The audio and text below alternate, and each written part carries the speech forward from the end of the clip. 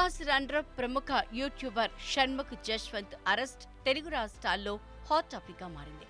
ఓ యువతి దాఖలు చేసిన చీటింగ్ కేసులో అతని సోదరుడు సంపత్ వినయ్ ను అరెస్ట్ చేసేందుకు వెళ్లిన పోలీసులకు డ్రగ్స్ తో దొరికిపోయాడు షణ్ముఖ్. దీంతో వెంటనే అతన్ని అదుపులోకి తీసుకున్నారు పోలీసులు. షణ్ముఖ్ గంజాయి తీసుకున్నట్లు వైద్య పరీక్షల్లో కూడా నిర్ధారణ అయింది. దీంతో షణ్ముఖ్ పై కేసు నమోదైంది.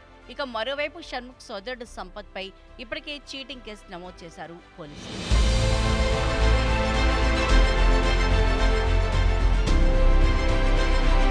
అయితే షణ్ముఖ్ కేసును వాదించేందుకు రంగంలోకి దిగారు న్యాయవాది కళ్యాణ్ దిలీప్ సుంకర. ఈ సందర్భంగా షణ్ముఖ్ పై గంజాయి కేసు, మీడియాలో వస్తున్న కథనాలపై ఆయన స్పందించారు. తాజాగా తన సోషల్ మీడియా అకౌంట్ ఎక్స్ లో ఓ ట్వీట్ చేశారు. యూట్యూబర్ షణ్ముఖ్ జశ్వంత్ ఆయన సోదరుడు సంపత్ వినయ్ కేసును తాను చూస్తున్నట్లు చెప్పారు.